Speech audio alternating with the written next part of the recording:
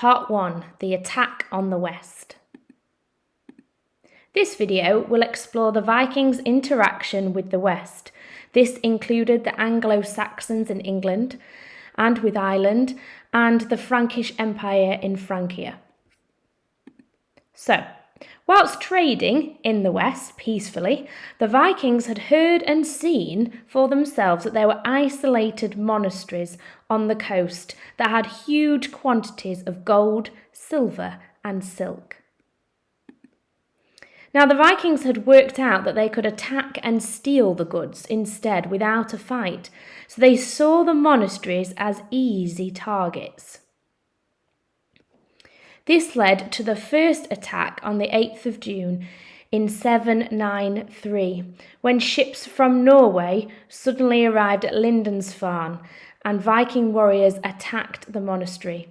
You might remember watching the video clip in Lesson from the Vikings, and here's an illustration of them attacking Lindisfarne, burning it, attacking the monks. The monks who tried to stop the Vikings were killed, either taken as slaves, or the most profitable option was for them to hold the monks at ransom.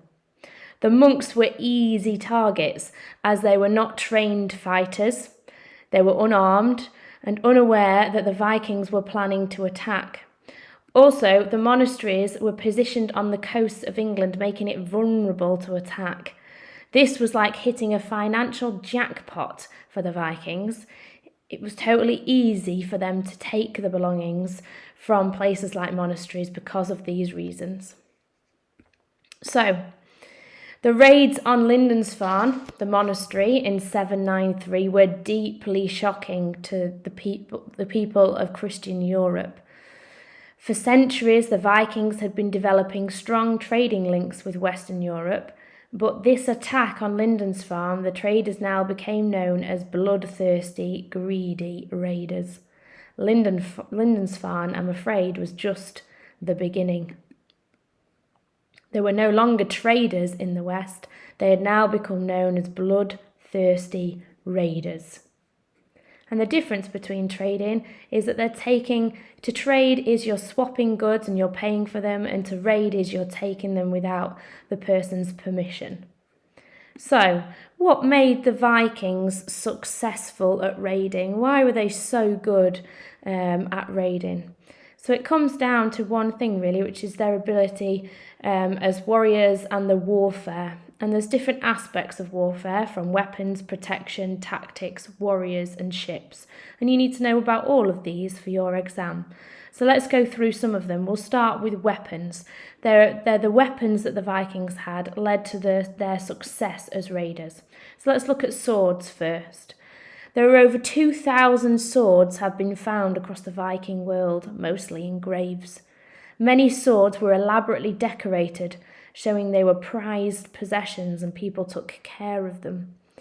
As swords were expensive items, it might have only been the elite really who carried them, so your elite bondi or jarls. At the beginning of the Viking Age, many swords were single-edged, just like this one here. But by the end of the Viking Age, swords now became double-edged. Okay, that means sharpened on both sides of the sword. Most swords were around 90 centimetres long, with a guard at the hilt to protect the warrior's hand. Okay, so swords were an important item. Just remember they had things like iron and steel that they could use easily in Scandinavia. So another more common weapon was the axe and the spear. They were used by ordinary Vikings. They came in a variety of shapes and sizes, as you can see here. Axes were first designed in Scandinavia as a weapon to chop wood, but were developed into broad-bladed battle axes, which needed two hands to use them with force, as they were heavier than swords. So most people would have had access to an axe or a spear because of their job in Scandinavia, either as farmers or working with trees to make boats. Okay, let's move on to the protection. The protection for Vikings was quite simple, really. Viking warriors carried a large painted shield around 1 metre wide. This was made of wood, with an iron band around the rim to protect, and an iron boss in the middle to protect the grip. There is very little evidence now that actually remains of Viking helmets. So let's just look at that. I know there's a myth with having horned helmets. We know that wasn't true. But not many Vikings actually wore helmets. It was expensive. Some people would have worn leather skull caps to protect the head, so it was only the elite really that wore the metal protective helmets.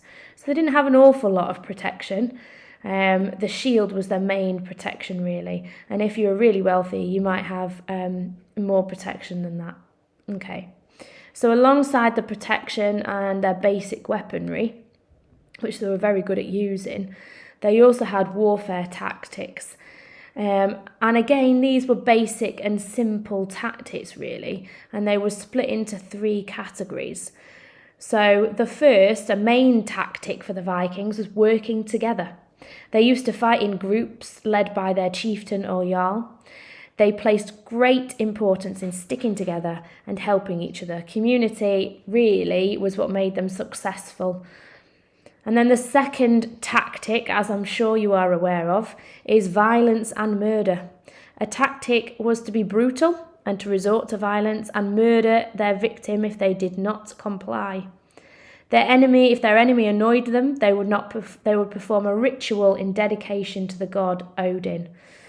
This ritual, quite graphic really, is called the blood eagle, which would involve pulling the lungs from the rib cage to create bloody wings. We saw this when we look at the Great Heathen Army, this is what they do to King Egil. And finally, probably their most important tactic is the shield wall. This is when the Vikings faced opposition. They would usually form a line with their chieftain in the middle and interlock their shields to make a wall. They also chanted and banged on their shields to show the aggression towards the opposition. So let me just summarise that then. There's 3 tactics: working together, violence and murder, and then the main tactic of the shield wall, which was very successful in battle or whilst they were raiding. So, last but not least, was the warships, a massive part of warfare and their success as raiders. The most distinctive feature of warfare is ships. Ships came in all different lengths and sizes, but they were essential for the ability to raid successfully. They got them to the west in the first place. They wouldn't have been able to raid without the ships. So the ships enabled them to get there. They were able to then carry the stolen goods back to their homelands in Scandinavia. And also they often had a shallow draft, which means that they were able to get onto the coasts of England quickly, and get close to the monasteries, to jump off the ships and raid. And that was really important, to have a quick access and a quick getaway. Just want to show you this as well. Some archaeological evidence, suggests that the Vikings made some special efforts to look fearsome, even shaving their teeth. Okay, this was another tactic of theirs to make themselves look feared and scary. So they could scare their opposition. So you might be thinking, why is this important? Why do I need to know all of this information about tactics and warfare?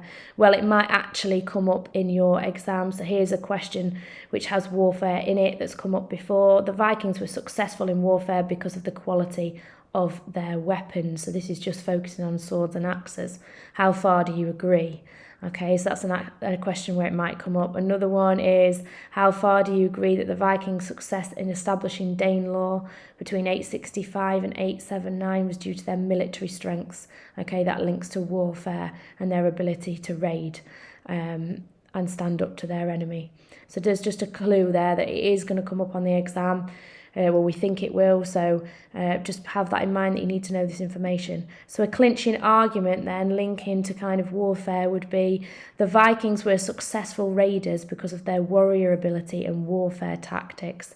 The fact that the Viking blacksmiths were so skilled at making swords and weaponry, and boat builders at creating raiding ships, combined with the Vikings' fatalistic attitude to life, ultimately led to their success as raiders, as they were fearless, very well trained, and had effective weapons to cause damage and win against their opponents.